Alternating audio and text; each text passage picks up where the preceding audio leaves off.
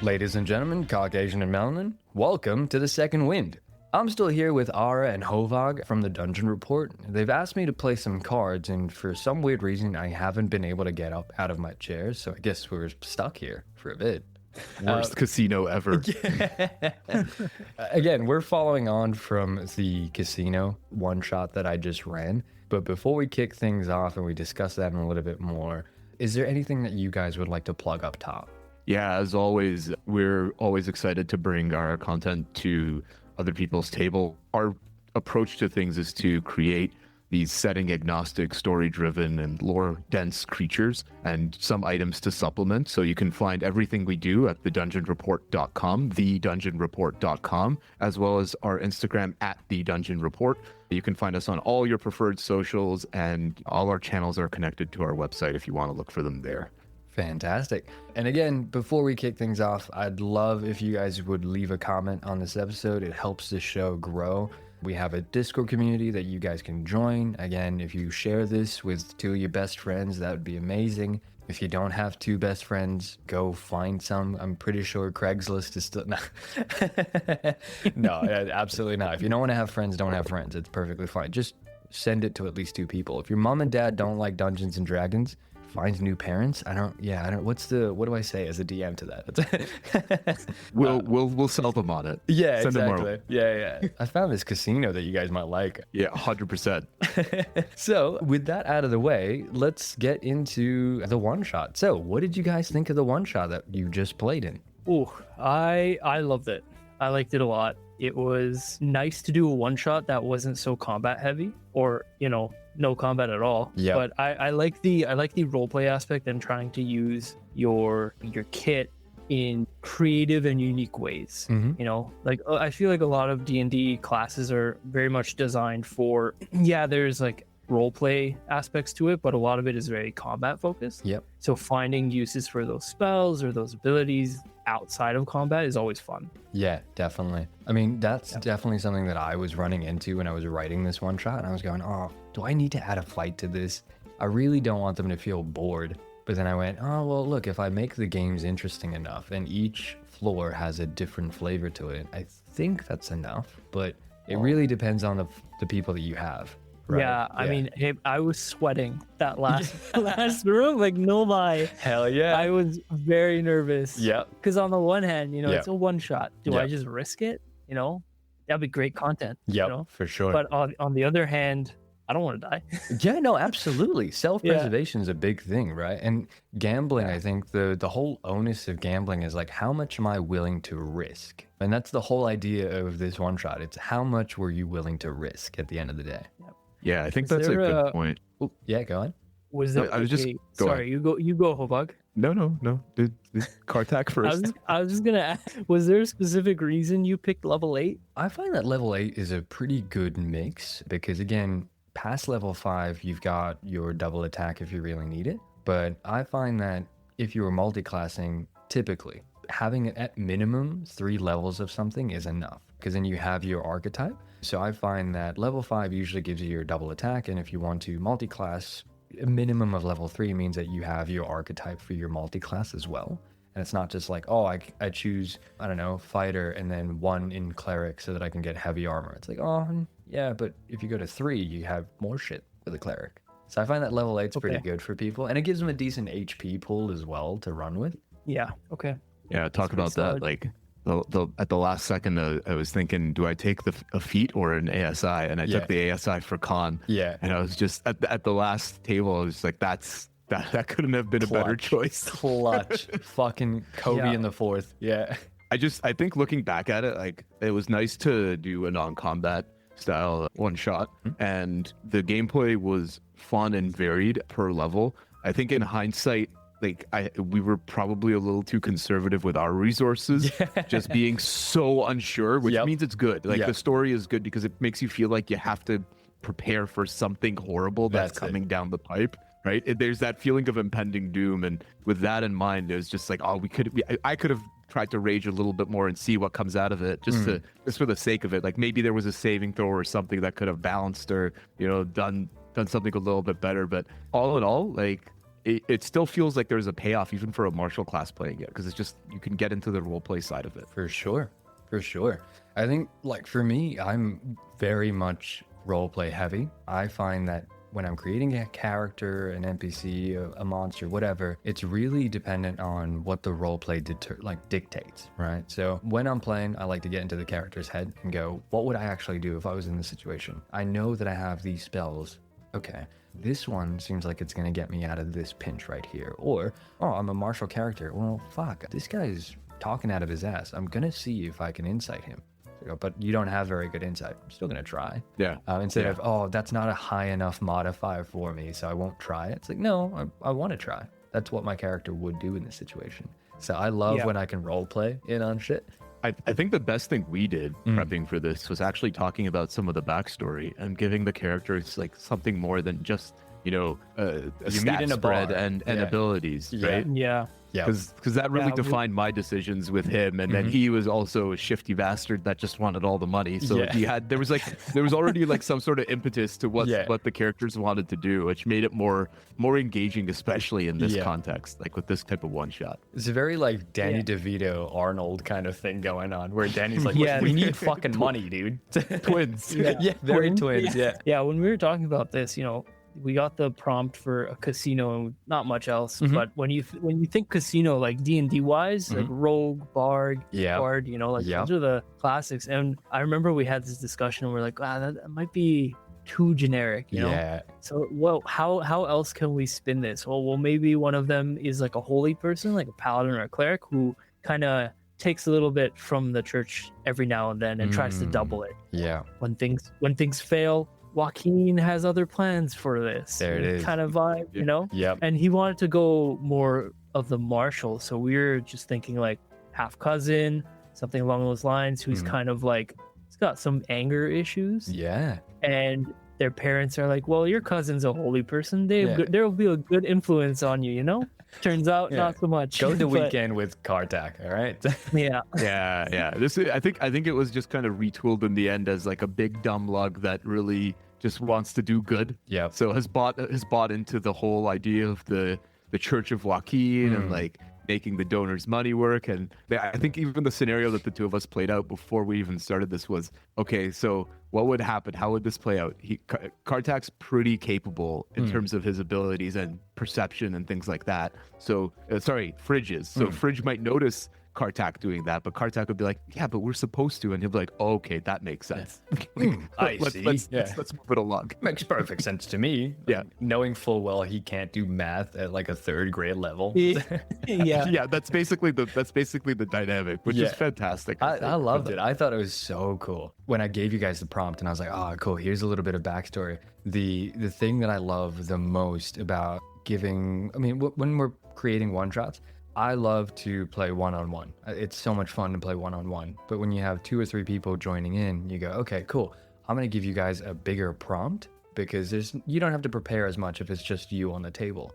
But if I give you guys a bigger prompt and I give you a little bit more backstory and lore, you guys can essentially have your own session 0 without me. Where you're like talking, you're like, oh, but I like this. And I'm like, oh, I really want my character to do this. So how about I play on this aspect of you? Like, I love that. So the fact that you guys talked about it beforehand, good on you. Well done.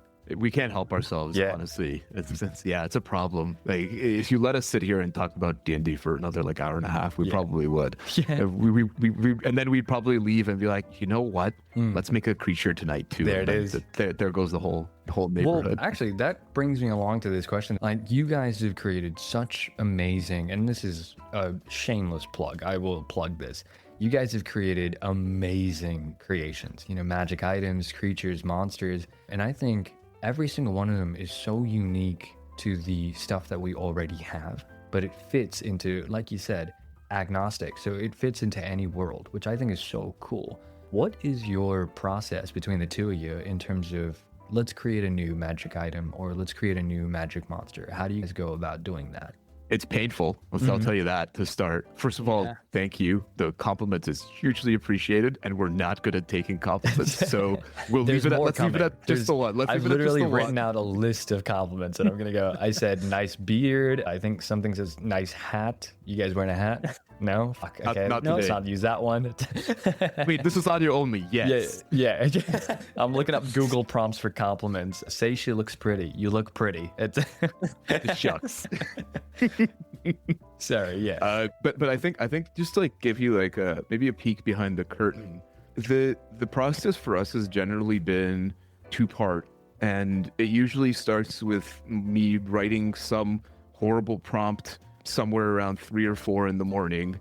It's some, we've released a lot of like kind of nice things, but there's some really dark shit in our library that is coming around the corner, and we're looking for some good reasons to package them together over the course of a month. But just so like a little bit of context, sorry to cut you off. Like we're coming off of a Curse of Strahd campaign. Ooh, wow. Okay. So, and I was the DM for that, and that was like my opportunity to just see how messed up I can make things for my friends, you know. And he was one of the players, and we like that campaign ended around the peak of when we were creating these kinds of things.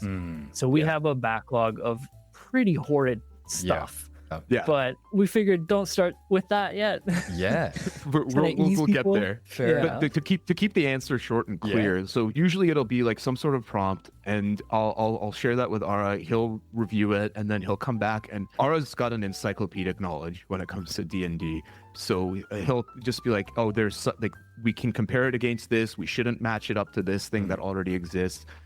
And then he'll come back with like the first pass at a stat block. Then we end up doing like a deep review of stat blocks and working through some scenarios, sometimes even almost playing the creature a few times, just imagining what different DM styles might do with it.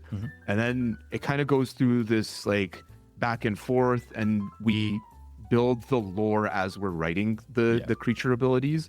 So those two things have to be synergistic for us. And then we've tried to pull it out of one specific story. Like it shouldn't be stuck in a story. It should be able to bend a story or like tie into a story.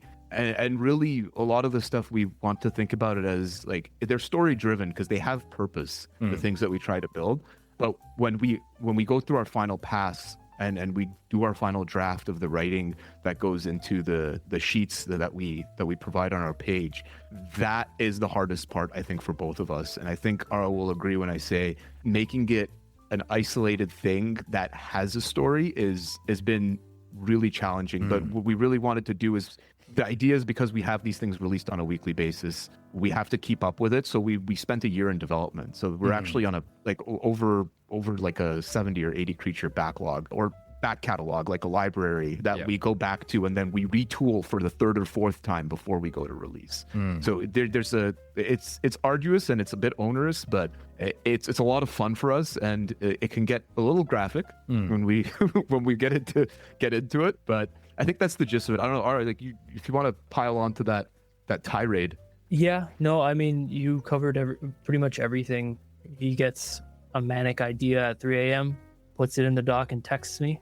And then when I wake up at 5 a.m. in the morning for work, I'm either horrified at what his idea is. Oh God. Or I'm like, oh, okay, I can work with this. But most of the time it's just like, good God, man. Like, are you having nightmares? Like, what's going on? Do you want to? And I sleep so peacefully, by the way. Yeah. I've got therapy. Well, see, no, I love that. I'm very, very much the same in terms of that. Like, I think I run one-shots called Fever Dreams, and I've mentioned it on this podcast a couple of times, but Fever Dreams are essentially, I'll think of a room, and then I'll think of a scenario in that room, and then I will add that to a random list of rooms that I have. So the way that it works is essentially when you want to play a Fever Dream one-shot, you have to complete a certain amount of rooms, consecutive order, and if you fail at any one of those rooms, it's a complete reset. So it's it's a rogue. Yeah, it's a roguelike. I've fucked with people on it, but one of my favorite things is very, very similar to the Curse of Strahd, where it's like, oh, Dracula's bride and et cetera, et cetera. I remember this one moment in my old campaign, one of my first few campaigns, where there was this one character. He did not want to make this deal with this bad guy, but he didn't know what he was signing away, so he signed it, and unfortunately his wife was part of the deal. And so randomly they get into a cathedral church They walk in and they just feel like something's off. There's rain, there's thunder, lightning, classic Ravenloft type shit. They walk in, and as they walk in, they notice that a bridal entrance music starts playing, and they're like, what the fuck is going on? They walk in and they see that there are guests in the pews, and as they walk in closer, they notice that the guests have actually been nailed into the pews. And because they're all still alive, they're like, some are trying to look away and whatnot, but all their eyes have been like stapled open. And so they're all witnessing this wedding. And of course, it's the bad guy getting married to this gentleman's wife.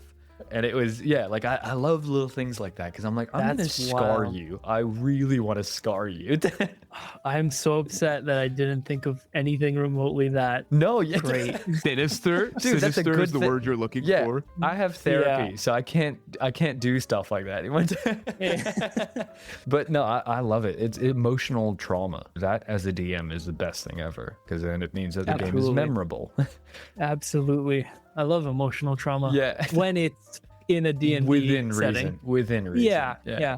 So, I mean, you guys, I mean, for example, Hovag, you randomly come up with an idea. Do you find that both of you, this is for both of you, do you find that you find inspiration from books, TV, art, is it games, music? What do you find the most inspiration from? I think it's a tricky one. Yeah, I think I think Ara's right. It is all of the above. And it's also a little bit of like I think we have two different approaches. I'm more instinctual and try to stay in, like, without getting too esoteric about it and like making it, it's magical. Like, it's just staying in like a flow state. Like, this thing is always constantly processing in the background, and there's just like a compilation of information. As it gets digested, at some point something clicks. But it's like it's about writing it down always. Like, no matter when you think of it or what it is, it's just like putting it down and then coming back to it and then really examining if it's a good or bad idea. There are more ideas on the cutting room floor than there are in our library. So if you think about, like, we've been doing this for a couple of years in development, and then like a year of like earnest like processing, and then I think we're like 3 or 4 months past our like soft launch that we've basically done online. If you put that in context, like, there's 70 or 80 creatures, whatever it may be, that have been approved in our library. There's probably about half as many at least that are on the cutting room floor that never like saw the light of day or even got a round of discussion on how a stat block would look versus their lore. And I think the tricky thing is to pull yourself away from the source material that you may have inspired you. It's staying like displaced from it. Like, I'm a huge fan of Wheel of Time, for example. And Robert Jordan's writing, right? Like, it's a fantastic epic. Same with Lord of the Rings, like read the Silmarillion. All of that is kind of like, you try to keep it as latent knowledge, but not as contextual references. It's a nice balance. I think Ara's is a little bit different, because there are a bunch of creatures in there too that have been kind of chalked up by him as well. I don't want to be a glory hog and say like the prompts exclusively come through me. I think he thinks of like these nasty mechanics, and then we start to build around the idea. The most recent release that we have, we called it the Kakaika. Yes, I saw that. It's a nasty little fish thing that. It's a monstrosity that swims under the sand and throws people up into the air, just to keep it simple without spoiling the whole creature. But the idea is that. And he was just like, how great would it be if people fell to their deaths in the middle of the desert? And I was like, that's called the Kakaika. That was it. That was the creative process for that one. Very like straightforward and linear. So it doesn't have to be something crazy and magical. I'm talking a lot. You can shut me up at any point. No, you're fine, dude. You're fine. Yeah. I think for me, the inspiration, like, I play a lot of video games. I watch shows, cartoons, read comics, anime, all of the above. And like Hovag said, but like, I don't know what to call it, but my memory is very encyclopedic for a lot of things. Like, it's not photographic, but if you say something, it just like the memory will pop into my head. So sometimes he'll mention a creature or even an item, and I'll be like, are you referencing Lord of the Rings right now? Like that one thing from that one time. And he's like, how do you remember this? I was like, well, I mean, how do you not? It's part of being a spectrum. It's a day. I get you, dude. I'm right there with you. So like, for me, a lot of it is, calling it copying isn't right, and like, everything is kind of a copy of everything at this point. Definitely, nothing is truly original, and we know that. for me, it's a lot of like take the idea that Hovag brings to the table, or if it's something from my mind, I always try and like twist it and see how I can make it different enough where someone can look at it and say it kind of reminds me of it, but it's not quite that. Yep. For example, you guys released some goblins, right? And I think your goblins are, I mean, again, straight away, the fact that it says the word goblin, I get an idea in my head. And I'm going, oh, okay, cool. I know what a goblin is. But then you look through the stat blocks, you look through the description, you look through the lore, and you go, oh, okay, it's a goblin, but it's not a stock standard D&D 5e goblin. It's not what's the word? It's not a generic thing where it's like, oh, there's a sunset goblin. There is now a moon goblin. No, this one's completely different, and I can put that into anything. Yeah. So that's very cool. That's very hard to do. Yeah. So I'm just going to jump there and just say, like, this is a little bit of blatant self-plugging for us, but those goblins are available free on our website. It's a great way to get some insight and dabble with our style of DMing and content creation. We try to make our stat blocks a little bit more than just the run-of-the-mill package, build it out a little bit more thoroughly.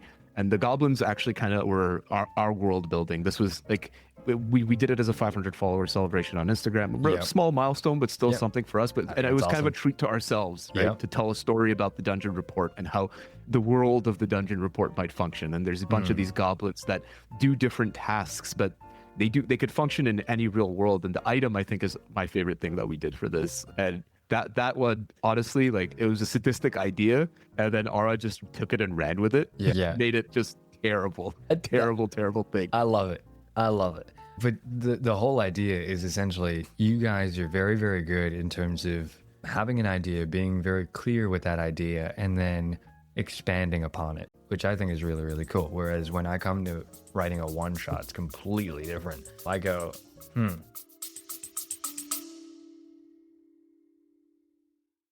Have you ever looked at your dice and thought, this is the perfect amount, and I definitely don't need to expand my collection? Of course you haven't. You're a dice goblin just like me. All of us have this addiction, but I tell myself that I can stop anytime I want to, or at least I thought I could before I saw the dice sets from Dancing Druid Dice.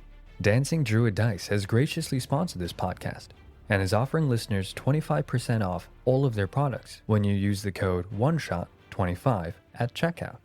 So stop going to dice rehab and use your money wisely, like to buy more dice, because let's be honest, you can never really have enough. Thank you, Dancing Druid Dice. What do I want? I think a casino would be really cool. And then I go, let's look at real world games. For example, blackjack, cheaters dice, high or low. I'm like, all right, cool. How can I make that into a D&D thing? And I'll just like mush it. I'll like squish it down and be like, okay, blackjack, I can do that with dice. Or like cheaters dice. I'm like, I've played cheaters dice before. It's just a simple D6 thing. High or low, that's pretty boring if I just start rolling out cards. What if we do, obviously, let's just do your D20. It goes from 1 to 20, which is pretty cool, high or low. But what instead of doing money, which they've already accumulated, how about we do HP? Like, how do I make this interesting, but still convey the same log line, which is casino? I want this to be a casino, but I want there to be different aspects to that casino. It's not just about getting money and slots or whatever. So I think that's how I create my one-shots. But more importantly, I always go, what do I want to convey? Anxiety, panic. It's Oh yeah. Yeah. We felt it. Yeah, we good. felt it.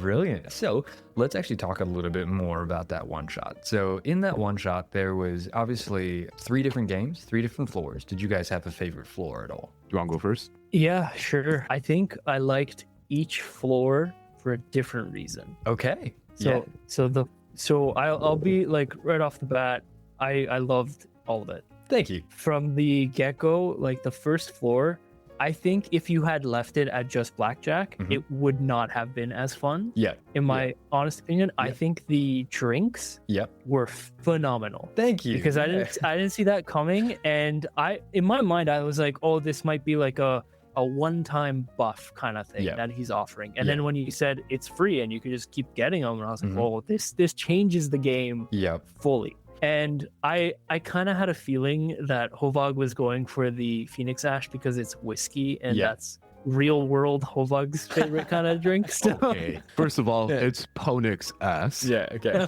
And second of all, I can stop anytime I want to. It's like Literally.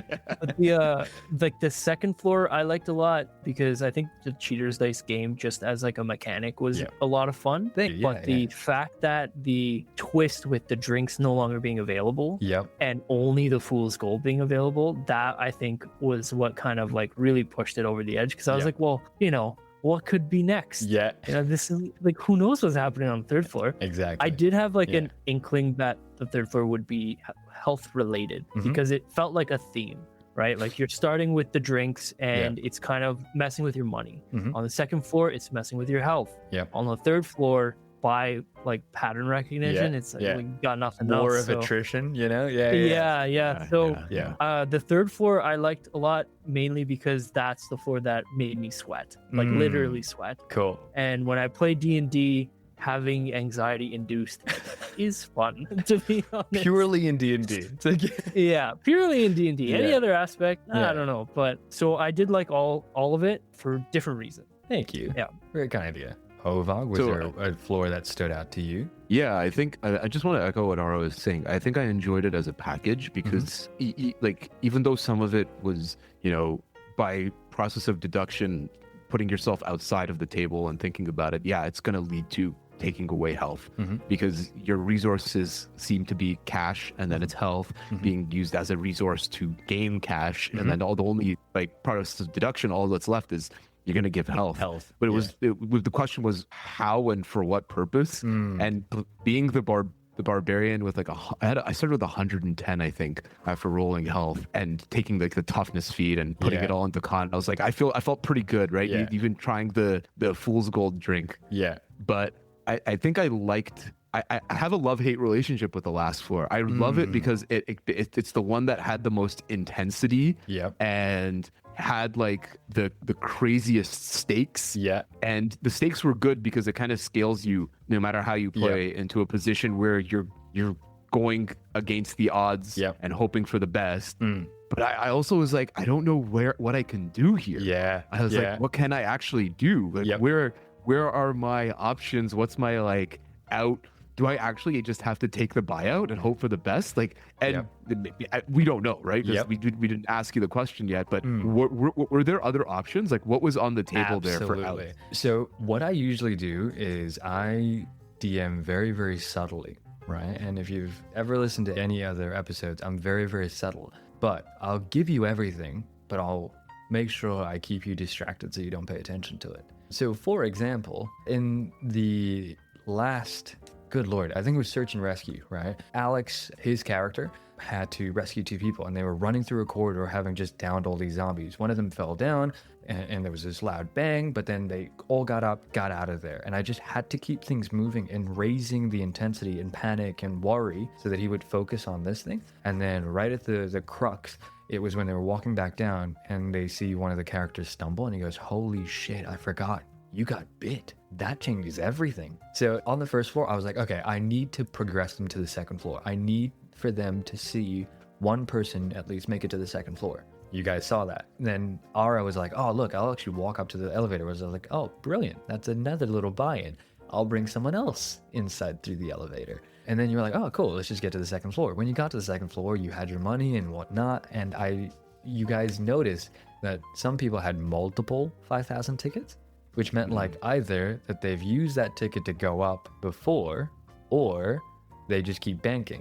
But the more likely option is they've banked, used the ticket, gone up, failed, come back down, and tried to retry their luck. So that was a little subtle thing in there. Because for them, they've just spent their whole life here, basically. So when they walk out, they're dead anyways. So it doesn't matter. They figured it out. It doesn't matter to them. So let's just gamble with money. So on the third floor, I was going to make it so that you would, as the mist was slowly clearing, you could figure out what's actually going on and realize, oh, these guys have been stuck here for thousands of years playing the same fucking game. Yeah. So there's a scenario if we stayed and played long enough, we'd go back and die immediately. Yep, pretty much. Yeah. Okay. So can you beat the dragon? Was there an out where you could beat the dragon?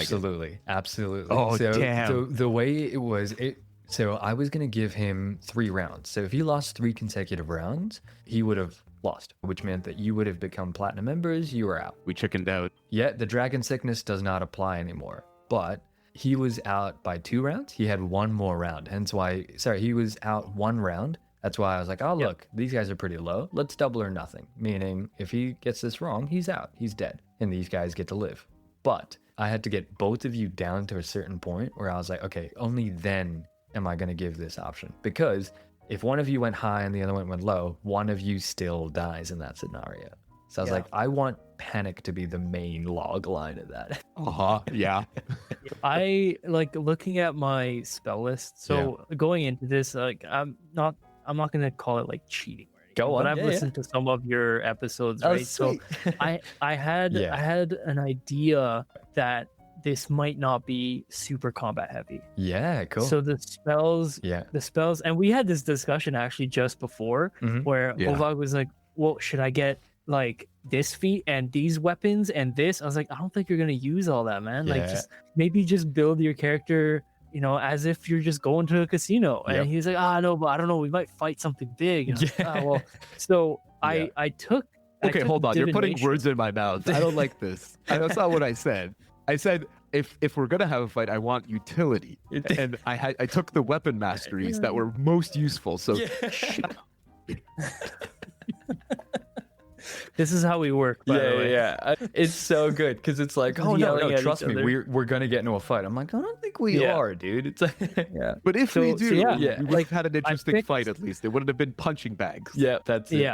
Yeah, I picked like utility spells, and the whole time I was trying to think of how can I use these spells, right? Because my first thought going up, you know, dim lit candle. Yeah, this guy just walks out, disappears. Yeah, my first thought was he's gonna become something, and we're gonna have to fight in the darkness. Yeah. So what's my out? You know? Yeah, very cool. That's when I was trying to look it up. Like the Trickster Cleric can make a duplicate, and then as a bonus action teleport to it. Yeah. So I was thinking like leave the duplicate in the elevator. If something goes wrong, just pop back. That's so But clever. it only lasts for a minute. So yeah, wow. Yeah, I was like, oh well, like if I do that, he's gonna be alone. Fridge is gonna be by himself. Fridge could handle it. Yeah, I could take him. The other option was I had banishment as well. Very cool. This isn't our plane of existence. Yeah, I could just banish us back out. But then the dragon sickness reveal, like really threw that. Oh, yeah. Cool. I was like, well, that's a death sentence. Yep. So it was fun, like looking through the spell list, and I only have like 2 slots for 4th level, so I was holding divination till like crucial moment, which is very good. Yeah because that's kind of the risk you run with a one shot, because with a one shot you obviously don't want to blow your load within the first 10 minutes, right? You want to save, but then right at the very end you're like, I think this is getting to the climax, I should probably do something, but you run that risk, you know. Either way it's like, oh fuck, I got it this far, do I die now?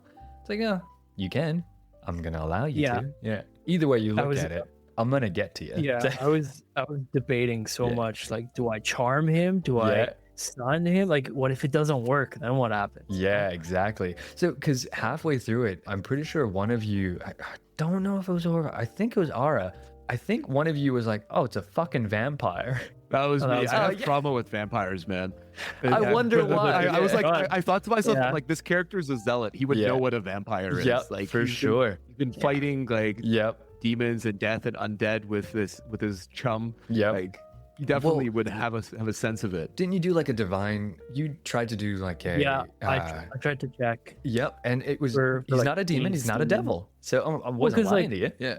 Yeah, because like we're gambling, we're betting our lives, for sure. So I was like, what does that? Yep. And it was staring at us the whole time. It's in the name of the casino. It's the Hordo dragon. Smokov, which means the horde of the dragon in Finnish. So I like wordplay a lot. In the second floor, actually, like again, if you ever listen back to the episode, you'll notice that he said, "Oh, here's 24,000 that you can add to your horde." Sorry, I meant your money. Yeah.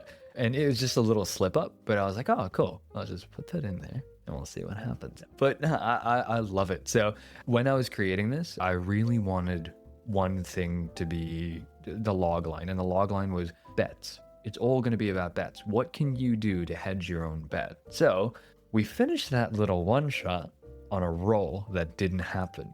So let's figure out what would have happened right now. So I'm going to roll a d20, right? And without guidance or anything like that, you guys get to pick. Is it a high or is it a low? And we'll see which one of you survives and which one of you dies. I think we were going to bet high. So I feel like we should just stick to our guns. Okay. Yeah, I think I was going to go high. Cool. I was going to roll the exact same die that I rolled before. Because again, I got a 10 on this last time. So I will roll this again. How can I do this so that the camera can see it? Blah, blah, blah. Let's roll it lower. I'll roll it right about there. Can you guys see that? 16. Yeah. Would have been high. That would have been awesome. Been awesome. Oh. Could have been. What could have been? Should have done it. Should have done it. It was a one shot. We should have pressed the big red button instead of failing. Launch the nuke. Yeah. Yeah. That was my mentality the whole way through, you know, like, do you really want to go up to the next floor? Yeah, it's a one shot. Let's just go. Exactly. I want to see what's there. I want to see what he prepared. And chickened out last time. Well, look, I think the whole idea was you guys could leave at any point in time you wanted. You always had that out. But once you sat down, you had to play the hand. Then at the end of that hand, you can go. Yeah. But you kept playing. I know. I feel like, you know, as amazing as it would have been to win that last roll and end on like such a high note. Yeah. I think as from a story perspective, the ending we did get was a lot better. Yeah. What do you think of the ending, by the way? I mean, we like the hand was tipped that, like, you know, time kind of moves differently. Like it was giving me, and this might be not a deep cut, but a weird cut. But like it was giving me like Percy Jackson Lotus. The Lotus kind of vibe. Exactly. Yeah. Exactly that. So at the moment I heard that, I was like, I feel like we're damned if we do, damned if we don't. You know, like. Yeah. For so sure. Going back out, I was just like, I wonder what's gonna happen. I wasn't expecting you to throw like someone from the church or anything. I thought it was gonna be like Otis, dead, or like something on like that. But, But I liked it, and I liked the ending. It was a good, it's like when you play a video game and it has like a good ending and a bad ending, right? And it's like the choices you make throughout dictate. Yeah. Sometimes, you know, fucking Detroit become human. Better. Yeah.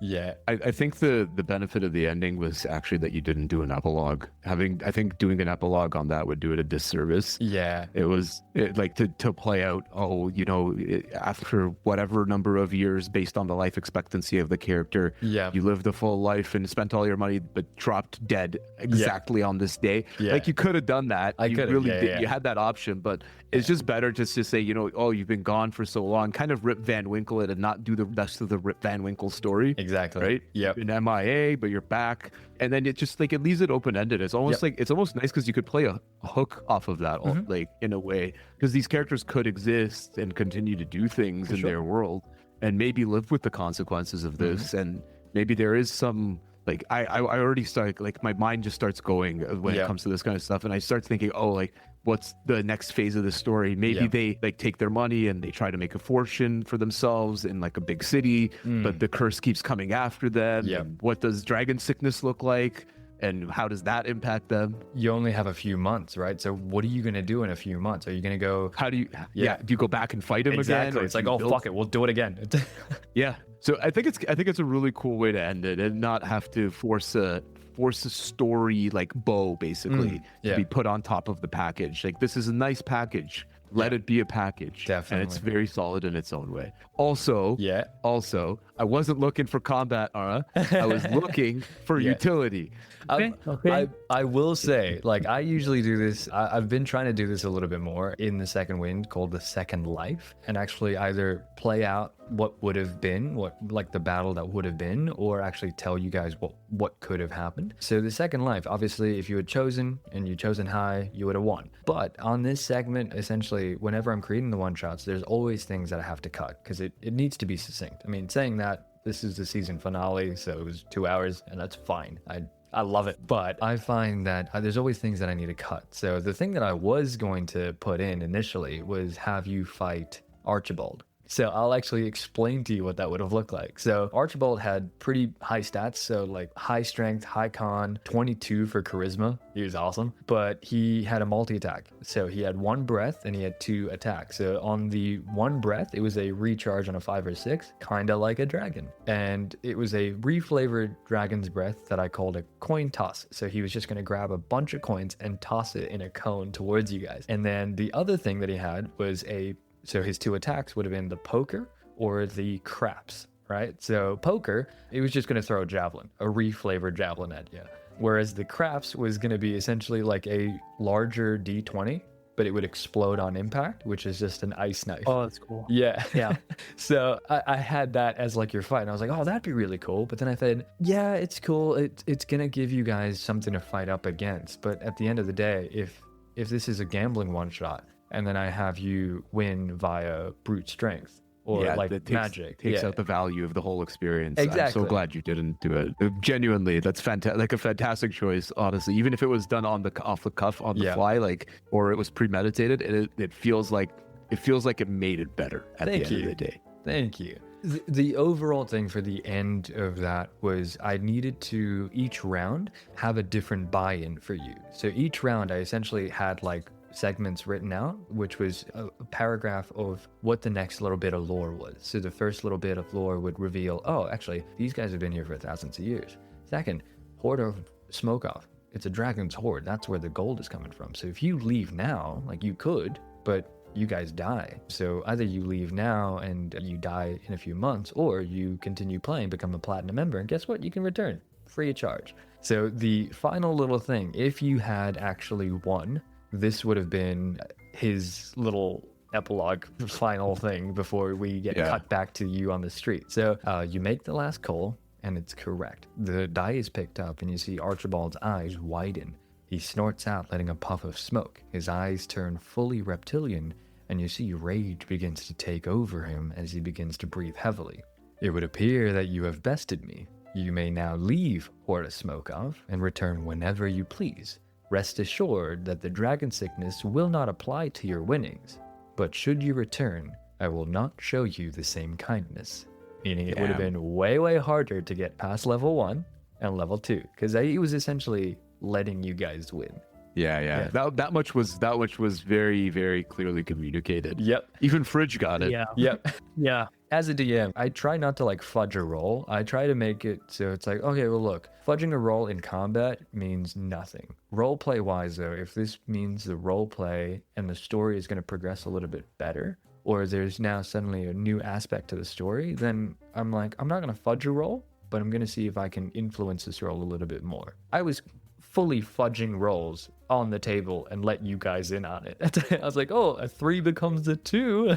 Yeah. But that's a great thing to do at the table too, is you make it a narrative tool and you make it feed into the story. And it was nice because I think I enjoyed the aspect of it that it was like they were storytelling devices, they were tip-offs, but they weren't hand-holding. Yeah.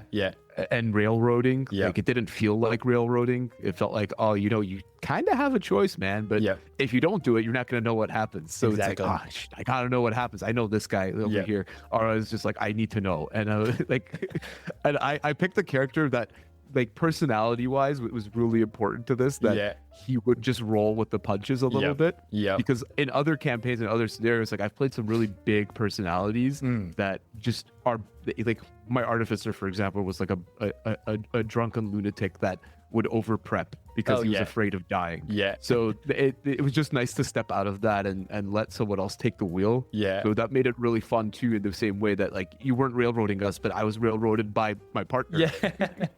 And like Ara, I loved within the first few floors where you're like, I don't like this guy. And I went, there's nothing wrong with him. And yeah, go on. I don't know if it's like the DM in me, but I've played in some one-shots for Hovag, and he can tell you the moment there's a character that's not, like, they're meant to be the antagonist, but they're portrayed as like a helper or a friend, I'm yeah. immediately Distrustful. I'm like, I hate this person. I hate This fucker. person.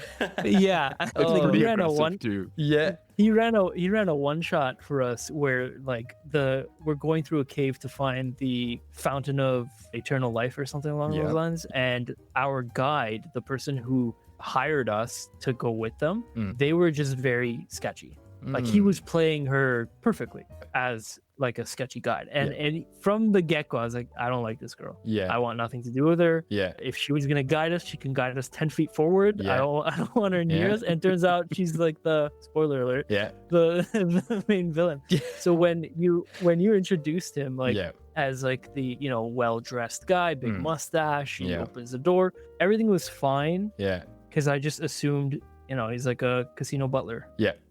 No big deal. But the moment the very first fudging happened, where the 3 became a 2, I was like, okay, something's wrong. I don't like him. No casino in the world would let you in. And I feel like my character, who's written as like a gambler, he would know that.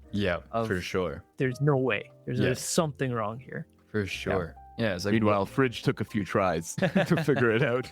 I feel like, Ara, I think I'm the exact same in terms of the player as you. For example, I let one of my players, John, come in and do a one-shot for me where he did a space odyssey, right? And it was essentially me stuck in space station, and now I'm fighting aliens. The moment he introduced a character, I forget his name, good lord, it was an android little guy, I instantly was like, no, don't like him. On the table, I was like, I don't like him. If you listen back to that episode, it's the Space Odyssey episode. Within the first minute of him being introduced, I was like, I don't like him. I don't like him. I think he's a dick. I don't like the way he talks. I think he's a bad guy. And John's like, no, trust me, he's not. And I'm like, cool, that's your tell. I know for a fact he's a bad guy now. But I find that whenever people are investigating whether or not this person's intentions are true, I always go, oh, well, what is this person trying to portray right now? Well, he's being honest. So I'm not going to fight them, because then I'm not going to like bluff and get out of it. I'll just go, no, these are the roles. He seems completely honest. Or something seems fishy, but apart from that, everything's good. Because I'm not going to give you my hand. It's the right choice. Like, it's so much more fun that way too. Because if you gave it to us, then we just have nothing to play for anymore, right? But he hates a lot of my characters. I'll tell you that right now. I've put a few really like some of them were very like sketchy from the beginning, but like some characters that I put like that have crossed his path, he's hated them from like at the start, and then realized they're actually helpful too. Oh, fair, and he's like, I still don't like you, but thank you, I guess. I see a lot of trauma bonding. And I think it like it not to the same extent, but it definitely goes both ways. Because when we were running Curse Strahd, he thought everyone was a vampire. Oh, 100%. So he trusted nobody. Oh, it's so bad. I'm carrying garlic in like a cross that's so hot and dipped in holy water. I'm not doing nothing. I don't like it. You turn a corner. How sharp is that corner? At one point, they would like test people with having them touch their silvered weapons. Ooh, yeah. Before talking, because they encountered werewolves. And they're like, well, I don't like that. You are a person who lives here, so I don't trust you immediately. Yep, 100%. Come touch this silver. Yeah, here, touch that. What does that do to you? Yeah. No, I think we had a call one time, and he reached out to me. He's like, it was after the campaign, and he's like, did you know they were all vampires? I was like, no, I just assumed everyone was a vampire, and you just happened to put a lot of vampires in our path. No, I hit the button that said trust no one. Fuck yeah, for sure. One of my flaws is distrustful of everyone. Everyone, Underline. In your Mad Libs. Like the DM goes, hey, look, you're at a shopkeeper. What is he selling? It's like, I don't know, magical artifacts? How do you acquire magical artifacts? You said he keeps shops, like he owns more than just the one shop? I don't trust that. What is he, like a family fortune kind of guy? It's like, whoa, can you just fucking relax? It's like, I haven't even told you what store this is yet. It's like, no, I don't like it. Can I see his reflection in the bottles? It's like, holy shit, dude, relax. All right? First off. It's not far from the truth. It's like, shit, okay, look, there's no reflection in that. I kill him. Oh, god damn it. I think I was just lucky that they didn't immediately go for violence because it's Curse of Strahd. Everything is also very capable of killing you. So, so for them, it's like, well, can we light the store on fire? Yeah. No? Okay, we're leaving. Then I don't do that. I don't walk in. It's like, oh, okay, that's fine. It's like, okay, before I walk in or before I let this person walk in, I'm just going to open the door. It's like, okay. Do they walk in? I'm like, no, you haven't invited them. So they're a fucking vampire. No, I'm just saying, you haven't insinuated that they should walk in yet. It's like, I'm just going to leave it open. How long do you want to wait? Hours. How long does it take? It's like, oh God, dude, you're paranoid. Yeah. But I think that's what that campaign does. Yeah, dude. Oh my goodness. Curse of Strahd is such a good campaign. I think the whole Ravenloft idea is brilliant. But I think with every new iteration of Curse of Strahd, there's so many different aspects to it that you can play your own way, essentially. Mm-hmm. Yeah. The community's run away with it too. Like they've done a lot of great stuff with the expanded content and everything else. And we played through a lot of it with Ara leading that campaign. Took a long time, but it was totally worth it. Yeah. And it's fun because I think that's one of the ones that informed us quite a bit in terms of our DM styles. And a lot of our one shots were in between there. Mm-hmm. Like both of us ran a bunch of one shots along the way, and I think there were huge payoffs and learning experience just being in Curse of Strahd at the same time. Yeah. So that campaign is the one that just keeps on giving for sure. For sure. Yeah, definitely. I think Wildermount is the next one that everyone loves to play, or Eberron. I haven't found as much fun in Eberron or Wildermount as I have found with Curse of Strahd, because I love vampires. Vampires are, dude, I'm in on it. Yeah, I love anything to do with vampires, so I'm in. Yeah. Yeah. Okay. Well, with that being said, we'll wrap things up there, unless you guys had a different question for me at all.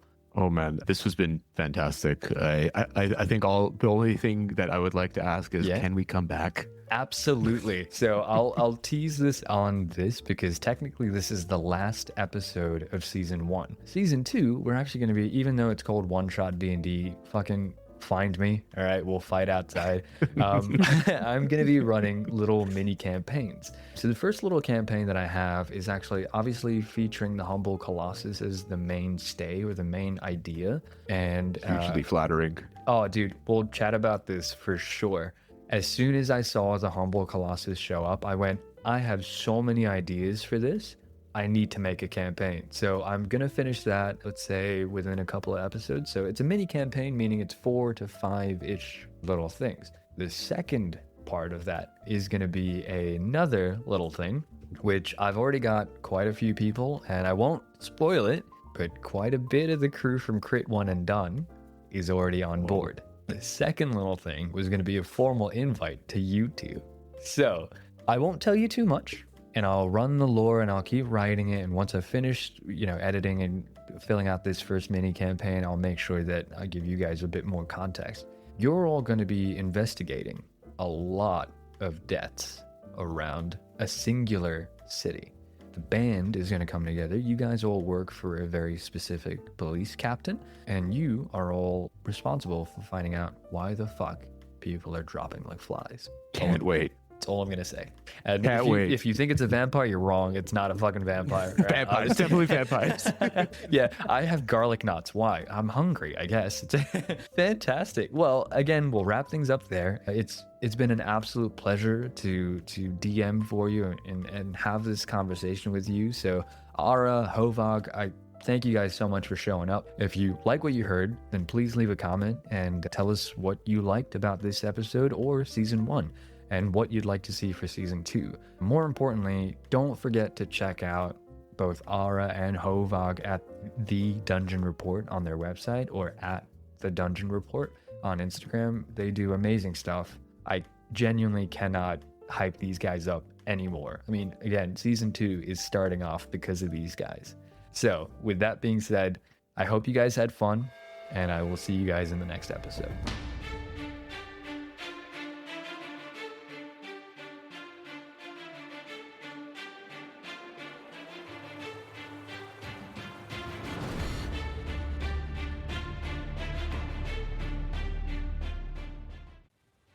Hi everyone, I hope you're enjoying the episode so far. If you could please take a second to leave a comment and rate the show, it would help us out a lot. If you want to discuss more about this episode and stay up to date, then consider joining the Discord and following us on Instagram. You can find links to both in the show notes. And with that being said, let's get back to the episode.